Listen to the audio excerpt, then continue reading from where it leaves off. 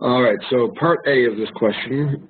After 270 miles are driven, which car will have more gas remaining, and how much more gas will it have? Well, if we take a look here in the x-axis, it shows us that these numbers are the miles that have been driven. And then in our y-axis, it shows us the gas remaining in gallons. So if we go looking for 270 miles, well, we've got 60, 120, 180, 240, and 300. So 270 should be right here between 240 and 300.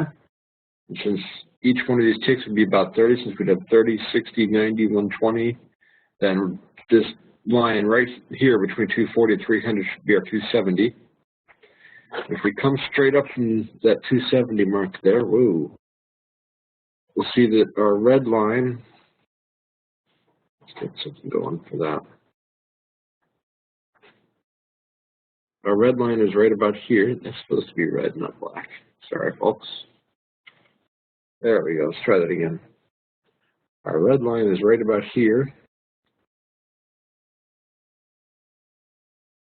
which is at the 6. And our blue line is right down here, which is right about the 5. So at 270 miles, then our red line is definitely above the blue line. And we can see that Ruben's car has more gas remaining. And since he has 6 gallons remaining and Bob only has 5 gallons remaining, then Ruben has 1 more gallon of gas.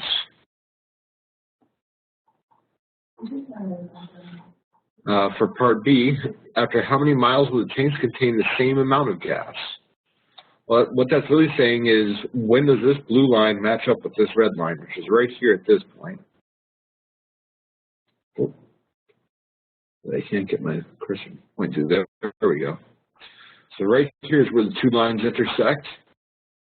They've got about 8 gallons of gas left, and that happens at the 180-mile mark. They also ask if the number of miles driven is less than this, which car will have more gas remaining? Well, if we're less than this 180, then we're over here in this region. And if we go straight up from that region, we'll see the blue line is up on top, so that means Bob's car is going to have more gas. Does that make sense to everybody?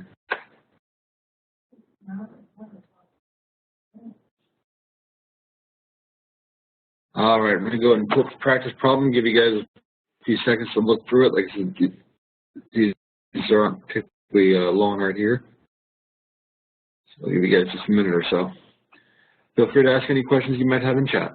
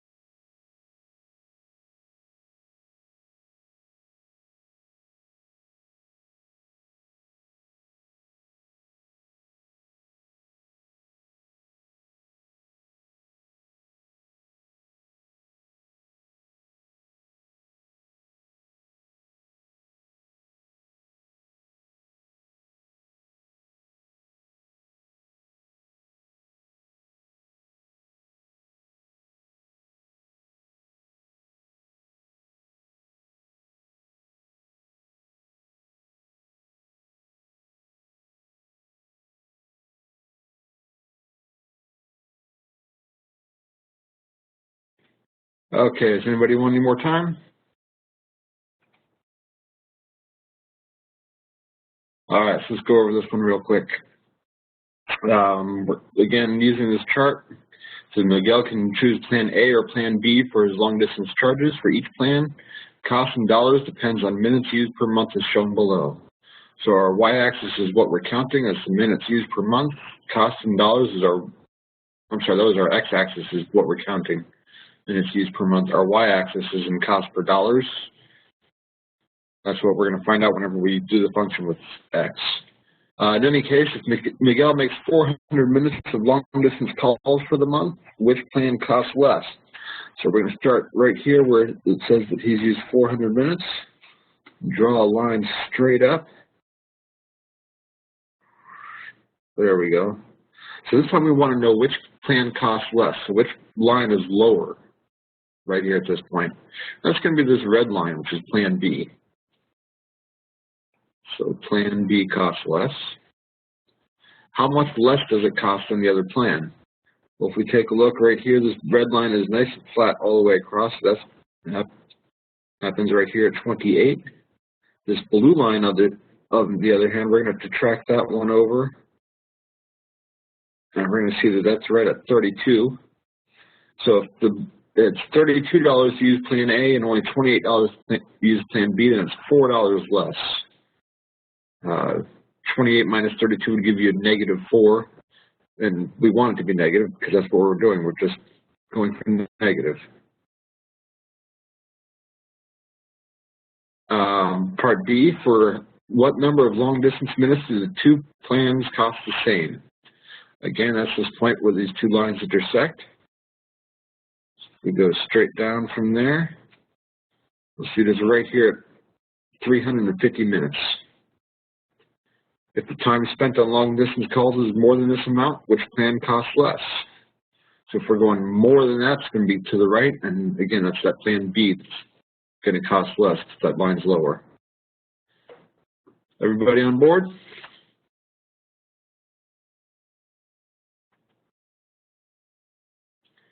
All right, let's go on to the next question then. This one is solving a 2x2 system of linear equations that is inconsistent or consistent dependent. Two systems of equations are given below. For each system, choose the best description of its solution. If applicable, give the solution. So there's two different methods for solving systems of equations. You can use the substitution method, wherein you will find a value for one of your variables and then plug that into the other equation and substitute it in. Or you can use the elimination method, wherein you add or subtract equations to hopefully eliminate one of the variables as you go through. This first one can be used either way. I'm going to go ahead and use elimination, I think, for this first one, because it's fairly conveniently written that we have -x minus 3y equals 9, and x plus 3y equals 9. Like I said, this is very convenient because our x terms have the same constant. There's a -1 here and a +1 here, so if I add those up, they'll cancel out. Plus the y term also has the same constant, which isn't, normally you only look for one of the variables to have the same type of constant to cancel out. And here we have this -3 and a +3, and since we have, keep saying the same constant, they have the same number 3, but since they have opposite signs, one's negative and one's positive, when I add them up, they'll cancel out to 0. As you'll see here, if we do -x plus x, again, that's just going to go to 0. -3y plus 3y will also go to 0. And now we'll have 9 plus 9 is going to go to 18. If we take a look, 0 plus 0 does not equal 18. So in no way can this system have a solution.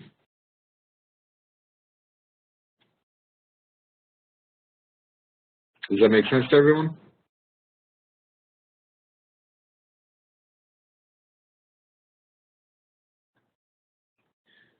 All right, so for the second set of equations here, we've got x plus 3y equals 3, -x minus 3y plus 3 equals 0. And this one I'm going to use with substitution. I'm going to take this equation that I have up top, where I have x plus 3y equals 3. I'm going to work to get that x completely by itself, so I can plug that into the other equation. So I have x plus 3y equals 3. I subtract 3y from both sides.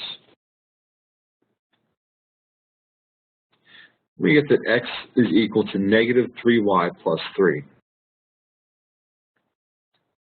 So now we've found a value for x, and I can plug that into this x value in this other equation. We have down here the -x minus 3y plus 3 equals 0. So I'm going to take this, and plug it into there. So I get negative 3y plus 3 minus 3y plus 3 equals 0. If I distribute that negative through, I get to plus 3y. Negative times a positive is a negative 3 minus 3y plus 3 equals 0. And now if I combine my like terms, my 3y and my negative 3y are going to cancel out. And this negative 3 and this positive 3 are going to cancel out. And I'll get down to 0 equals 0. Which doing that tells me that this system, pretty much any number that I put in will work for, I could find a solution. If I pick a number for x, I'll find a value for y that will be true for both equations. So for example, if I pick the number 0 for x, then I'll get 3y equals 3. And I'll define that y could equal 1. If I plug that in the bottom, I get negative 3 times y plus 3 equals 0. Negative 3 times 1 gets negative 3 plus 3 equals 0. So that one works. If I plug in a 0 for y, up top I'll have x equals 3. Plug that into the bottom, I'll get negative 3 minus 3 times 0, which is 0, and then plus 3 equals 0. Negative 3 and plus 3 also equals 0. So we're all good. Anyone have any questions on that one?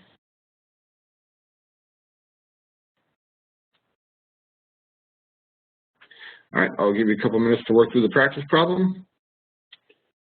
Feel free to ask any questions you might have in chat.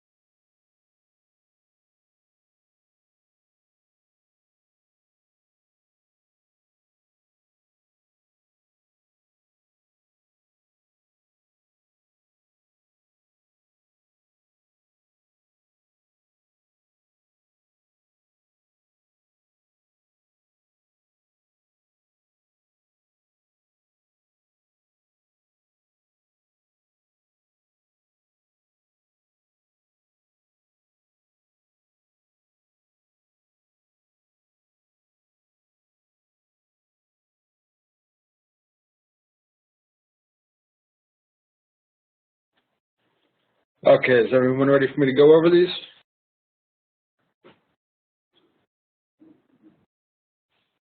All righty, let's work through them real quick then. So for the first one, we've got 2x minus y equals 6 and 2x plus y minus 6 equals 0. Let's go ahead and just use substitution for this one. I'm going to solve that top one where I have, I'm not in the right area. There we go. Yep. 2x minus y equals 6. I'm going to get this y by itself, so I'm going to add it to both sides and subtract 6 from both sides.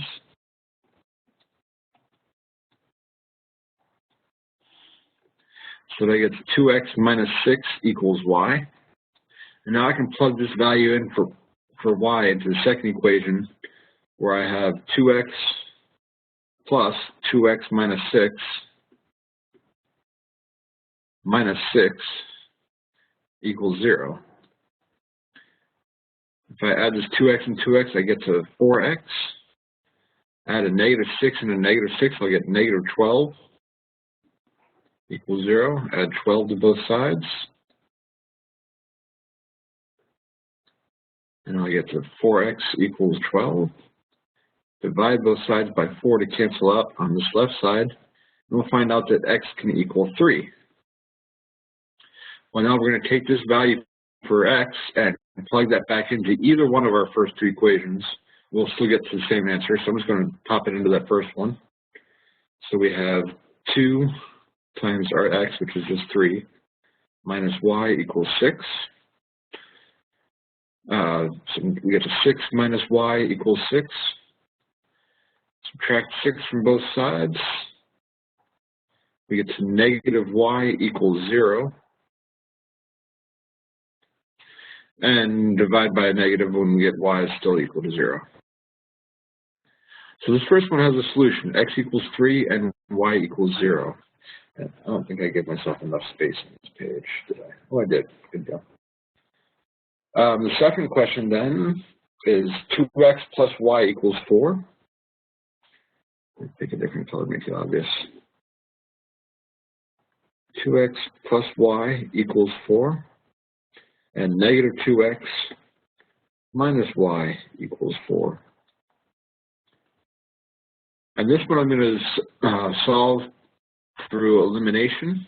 Where did my cursor go? There we go. So if I add these up, so I've got a positive 2x and a negative 2x. Positive 2x and negative 2x gets to 0. Positive y and negative y also goes to 0. And we have 4 plus 4 equals 8.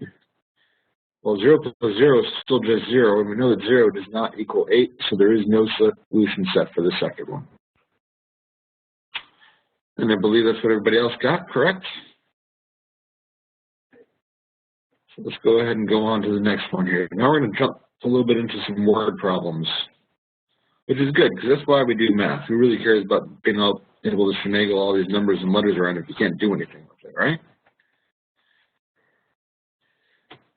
So here we start off with the first word problem. 2 mechanics worked on a car. The first mechanic worked for 10 hours, and the second mechanic worked for 5 hours. Together, they charged a total of $1,175, and that's why you get a school to be a mechanic. What was the rate charged per hour by each mechanic if the sum of the two rates was $170 per hour? So the first thing you have to do is decide on what variables you're going to use. Very commonly, people use x and y. I prefer to use stuff that actually makes sense to whatever problem I'm working on. For example, in this case, we're dealing with 2 mechanics, the first mechanic and the second mechanic. So the first variable I'm going to use is the letter F for first mechanic.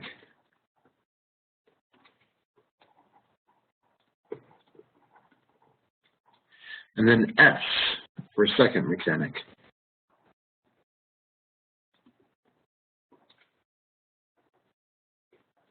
And remember, variables are just a naming convention. It's a way of saying, hey, we're not exactly sure what this number is. We need to find it. You call it whatever you want. It's just a number. So, again, I like to pick names for my numbers that correspond to whatever they are. So we know what our variables are. And now we're going to go through this equation and see what kind of math we can make out of the sentences. So we have 2 mechanics worked on a car. Okay, there's not much we can pull out of that. The first mechanic worked for 10 hours, and the second mechanic worked for 5 hours. And together they charged a total of $1,175. So what we can figure out from that is a set of rates. So the first mechanic, how much they charged for their job was going to be based on however much they charged per hour times the number of hours that they worked, very much like you getting a paycheck. So if the first mechanic worked for 10 hours, and F is what we're calling the pay rate for the first mechanic, then we have 10F. The second mechanic worked for 5 hours, and they worked together, so we're going to add these up. So we have 5 times the rate for the second mechanic, so we have 5S, and together they charge a total rate of $1,175. It also says that Or they say to find the rate charged per hour by each mechanic if the sum of the two rates was $170 per hour. Well, if the sum of the two rates is 175, that means that it's the first rate, which is F, plus the second rate, which is S, and each of those two rates would total 170. Everyone clear on how I got to these two different equations?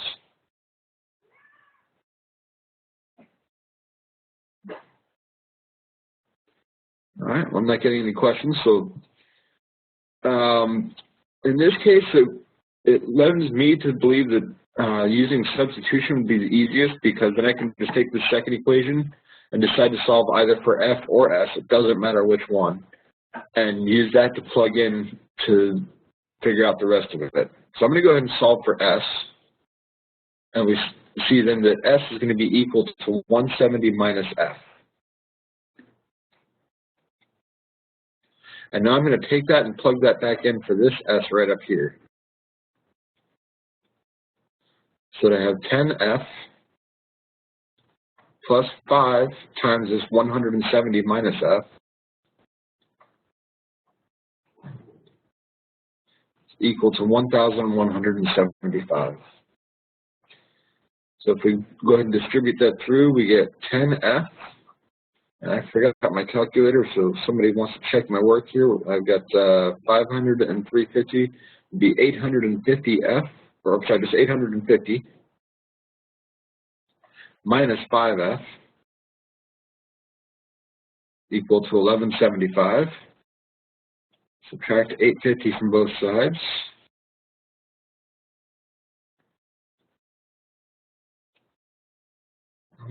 I'm going to go ahead and combine that 10F minus 5F over here to just get left with 5F equals 1175 minus 850 would be 325. And now I can divide both sides by 5 to find that F is equal to $65.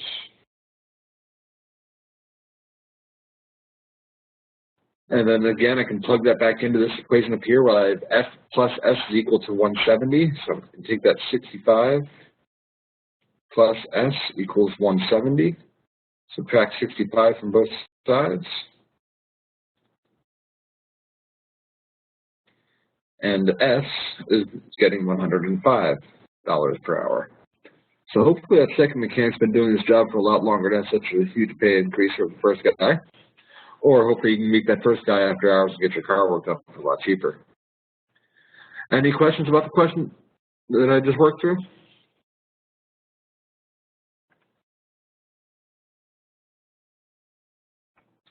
All right, I'll go ahead and pull up the practice problem and give you guys a couple minutes to work through it. Feel free to ask any questions in chat as usual. There we go.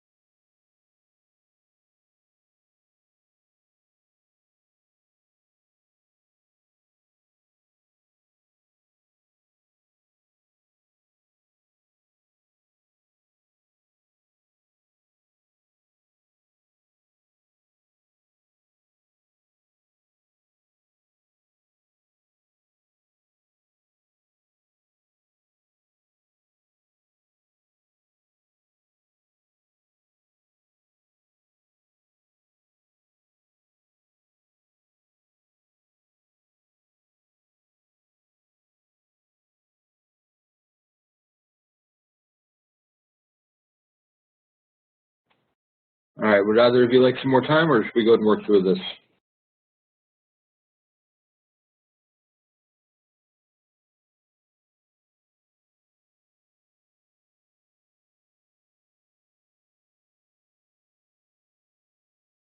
Hello, is my mic still on?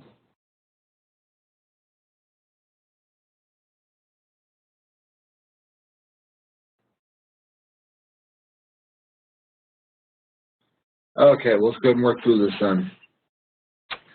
So first off, let's read through the problem and see what we're looking for. A family has 2 cars. The first car has a fuel economy of 25 miles per gallon of gas, and the second car has a fuel economy of 40 miles per gallon of gas. During one particular week, the 2 cars went a combined total of 1,100 miles for a total gas consumption of 35 gallons. How many gallons were consumed by each of the first 2 cars that week? So again, we can use F and S for first and second car. So F for first gas and S for second gas.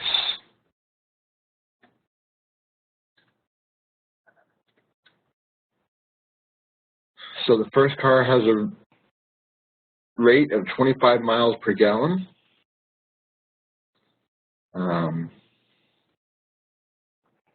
Miles per gallon. Second car has a rate of 40 miles per gallon.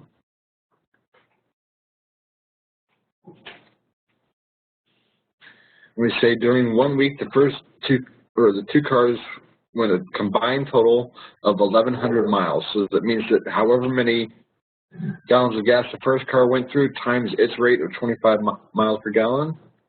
So 25F plus however much gas the second car went through times its rate of 40 miles per gallon. So 40S is going to equal 1,100 miles. Also says that there was a total gas consumption of 35 gallons during that week. So that means that my total of F plus S is equal to 35. Again, I can solve for either one. I'm going to go ahead and solve for F real quick, I think. Actually, take it back. I'm going to solve for S because I still haven't grabbed the calculator, and multiplications with zeros is a lot easier. So if we solve for S, we'll find that S is equal to 35 minus F. We're going to plug that back into this first equation here. So we get 25F plus 40 times 35 minus F is equal to 1,100. So we have 25F plus 40 times 35. Well, 2 times 35 is 70, so times another 2 would be 130 or 140. Plus that 0, so 1,400 minus 40F equals 1,100. If I combine my 2 F terms on this time, I have 25F minus 40F is going to give me negative 15F. I'm going to go ahead and subtract 1,400 from each side.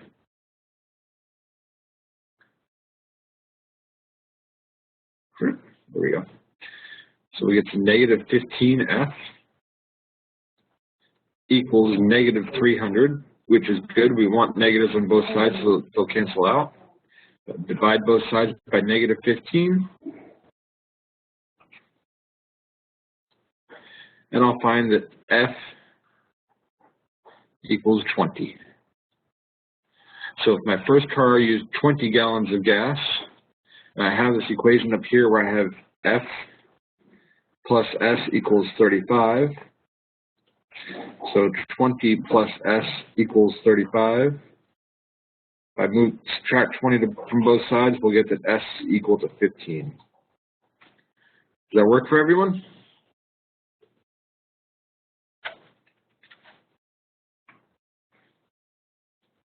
All right, let's go ahead and jump on to the next word problem then.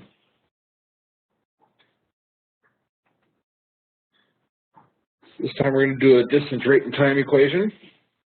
We have a motorboat travels 120 miles in 3 hours if it's going upstream. It travels 168 miles going downstream in the same amount of time. So what is the rate of boat in still water, and what is the rate of the current?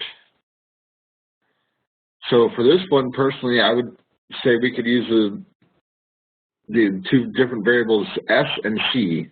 S for still water, and C for going with the current.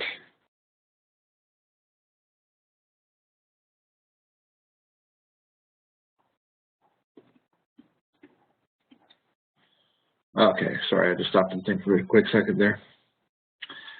So now they give us some pretty key information, where it says that the motorboat travels 120 miles in 3 hours going downstream and travels a different amount of miles going downstream. I'm sorry, I meant to say upstream the first time, I think. So we're going to presume that that boat has the same rate of speed totally by itself. If you pull it out of the water and you let that propeller spin, it's just going to spin at the exact same rate of speed no matter what. So that means the boat's got its own speed, which would be the rate of the boat in still water, right? Plus, there's also the rate of the current. So if it's going upstream, it's going against the current. So it's kind of like trying to run in place on a treadmill. If you're trying to run against a treadmill, the treadmill is going to be pushing you back. So the current is going to be pushing the boat back. So going upstream, we have the rate of the boat, which is the still water rate, minus the rate of the current, is the total rate of the boat, because however much it's going forward, minus the amount it's being pushed back. And we're using a separate equation. Probably should, be pointing this out first. Distance is equal to rate times time. So this is our rate. So we need to multiply times time, which is 3 hours. That's going to equal our distance, the 120 miles.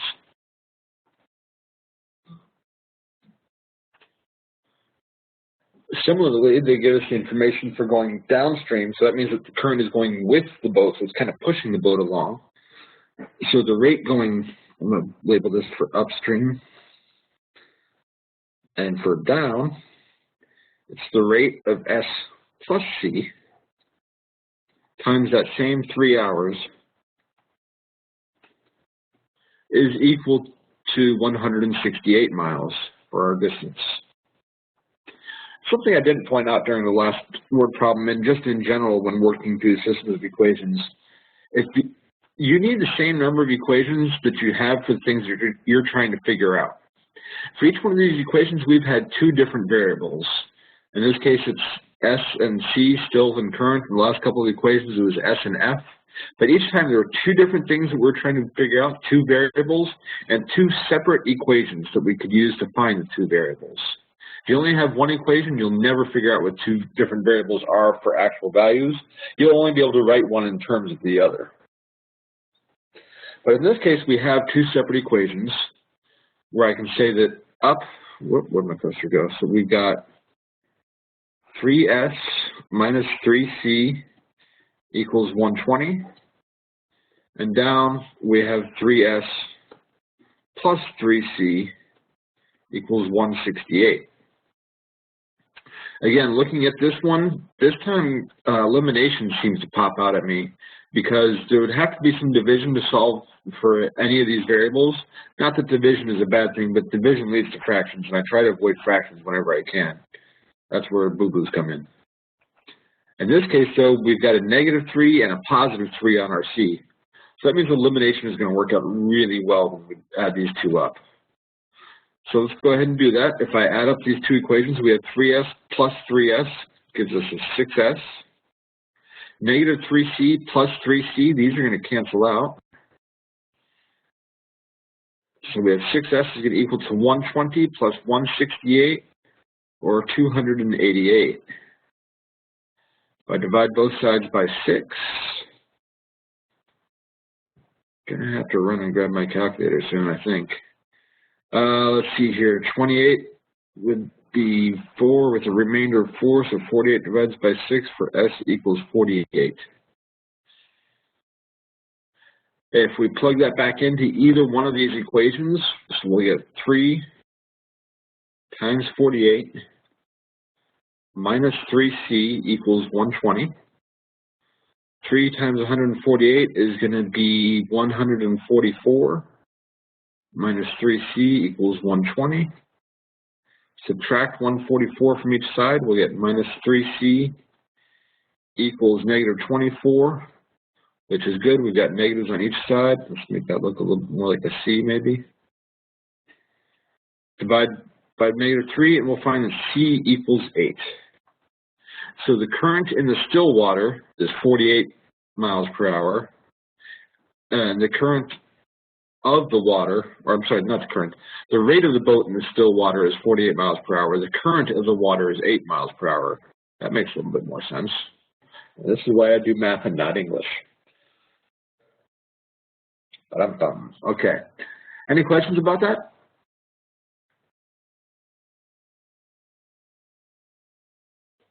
No? Good to hear. Let's go ahead and pull up the practice problem for this one then. As always, I'll be listening silently, and if you have any questions, just put them in chat.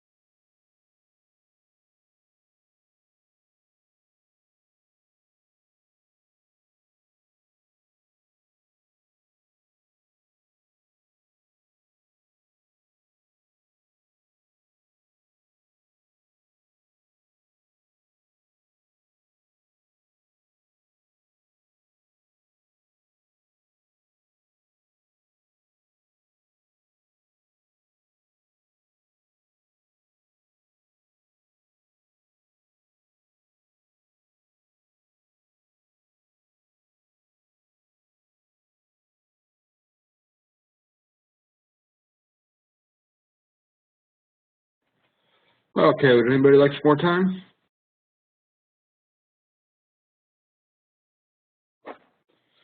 All right, let's work through it then. So again, we've got a child who's running on a moving sidewalk in an airport. When he runs against the sidewalk's motion, he travels 40 feet in 10 seconds. When he runs with the sidewalk's motion, he travels 60 feet in the same amount of time. What is the rate of the child on a still sidewalk, and what is the rate of the moving sidewalk? So again, I'm going to define, I think, so we've got the rate of the child on a still sidewalk and the rate on a moving sidewalk, so we'll call it C for rate of child. Turn the L as an I, there we go. And M for moving sidewalk.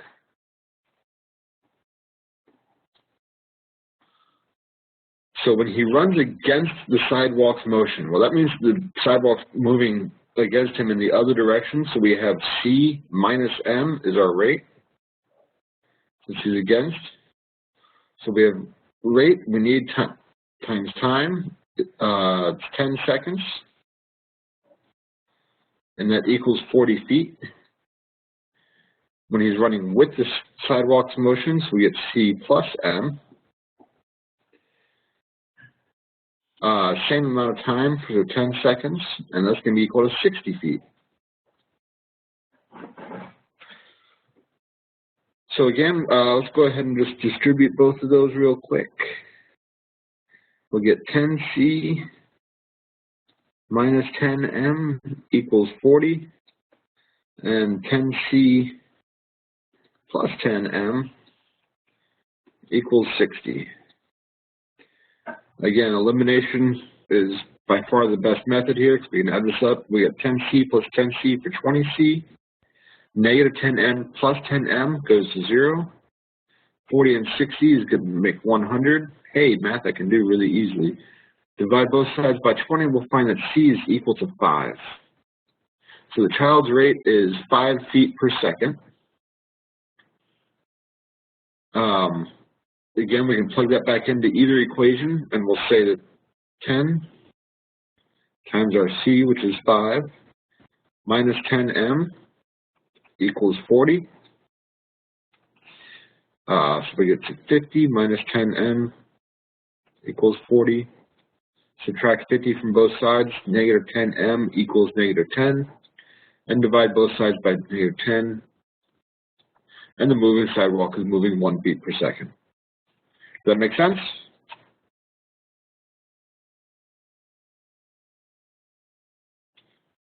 Good. Let's go ahead and jump on to the last word problem for tonight then. Let's see if I can find it here. Here we go. My bought a desktop computer and a laptop computer. Before finance charges, the laptop cost $400 more than the desktop. She paid for the computers using 2 different financing plans. For the desktop, the interest rate was 7% per year, and for the laptop, it was 8% per year. Total finance charges for 1 year were $275. How much did each computer cost before finance charges?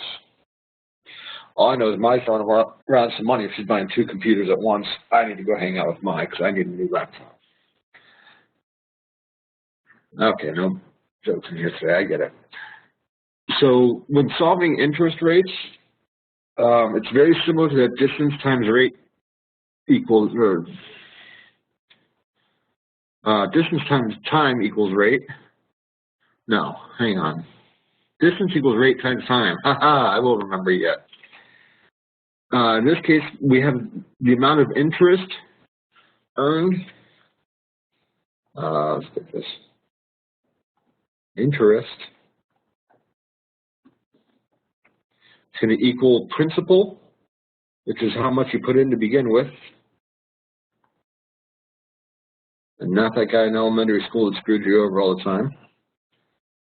Times the interest rate.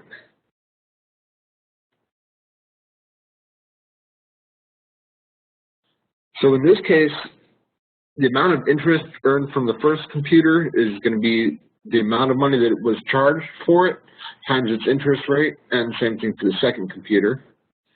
So since we've got a laptop and a desktop, I'm going to use L and D, where L is our laptop computer and D is our desktop. Whoop.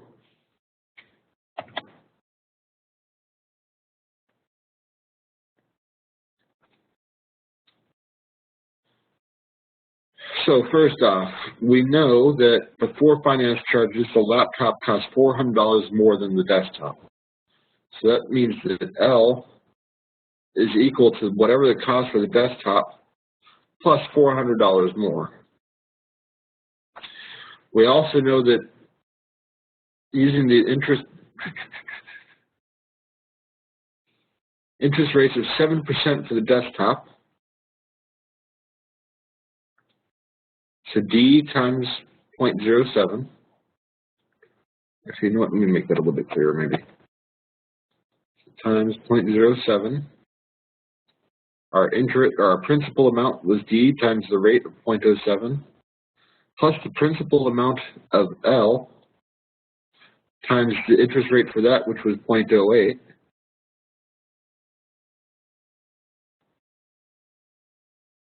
And that's going to equal the total interest rate, which was $275. So this one lends itself towards substitution, where I can take this value that I have for L equals D plus 400. Go ahead and plug that in here for L. So I'm going to get D times 0.07 plus D plus 400 times 0.08 equals 275. Go ahead and distribute that here. I get 0.07D plus 0.08 times D plus this 0.08 times 400. Oh, shucks. Hang on, I can do that. That's going to be 8% of 400 would be $32.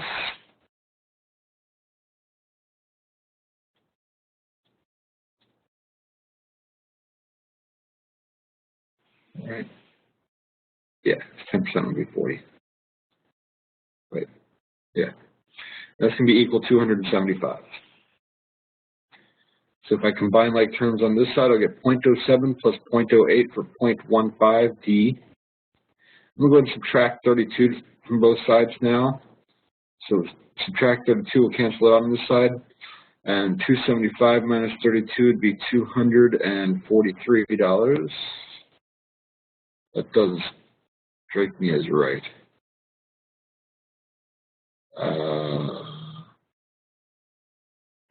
Hang on 1 second here, please. Let me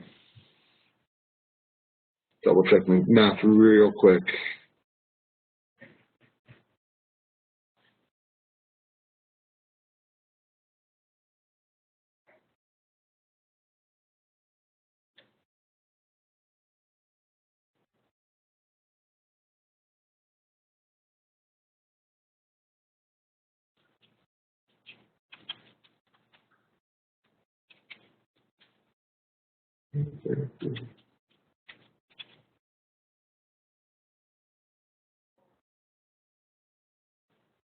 $643. Oh, hey, because that's where I was going wrong. Good thing I did go grab that calculator, because if we go ahead and divide both sides by that 0.15 now, sorry about that little delay there. Didn't have enough faith in myself, and I should have. See, that's what happens. You lose faith in yourself, and you start thinking math is going sideways, and it's not. It's going just fine. We find out that our desktop costs $1,620. I can plug that back into this value up here and find out that my laptop is going to cost us $1,620 plus 400. So that laptop costs $2,020. Okay, seriously? This chick's going out and spending $3,700 on computers. I want some of that. I mean, $1,000 laptop. I'll be happy. Anyways, that makes sense to everybody?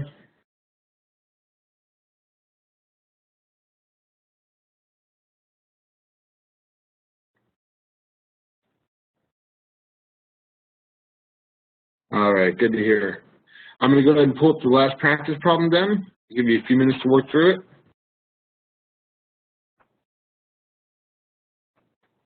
There we go. Somebody else going out and spending lots of money on computers. Work through it, and I'll come back and check on you in a minute or two.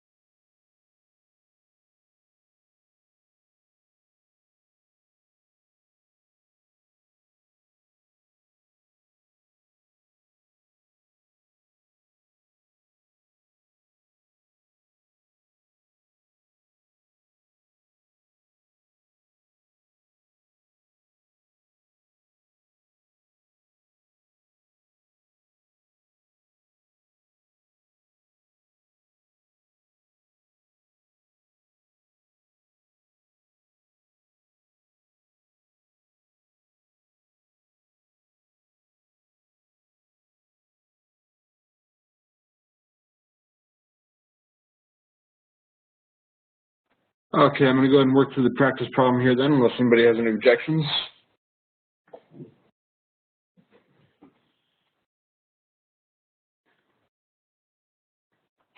Alrighty, so Nicole bought a desktop computer and a laptop computer. So again, we're going to use D and L. And I'm going to figure out what I'm writing here.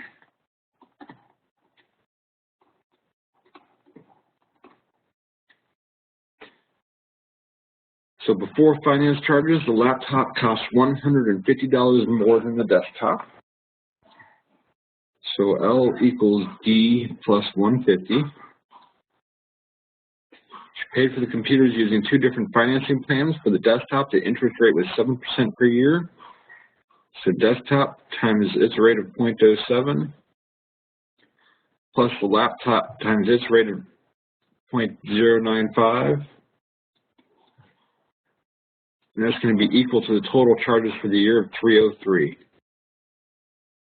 I'm going to plug in this value for L, so we get D times 0.07 plus D plus 150 times 0.095 equals 303. So I have 0.07D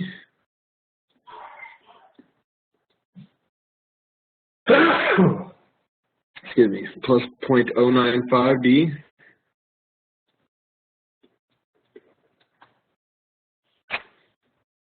plus whatever 9.5% of 150 is, something like 1350, I guess.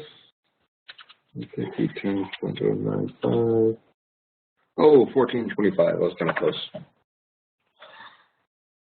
So plus, where do you go? 1425 equals 303. Combine our like terms. On this side, we've got 0.165. D, I'm going to subtract that 1425 to the other side. Not like that, I'm not. Minus 303. That's going to be equal to 288.75.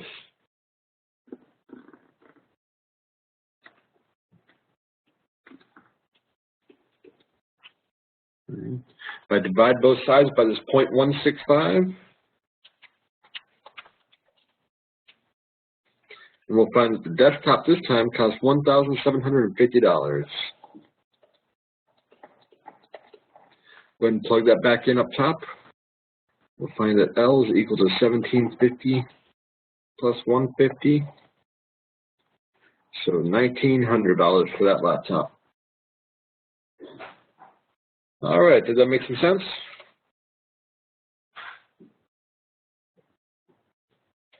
I'm glad to hear it. That was our last question for tonight. Hope to see you next time on Wednesday, and we'll have all new questions and material to cover. Thanks for coming. Have a great night.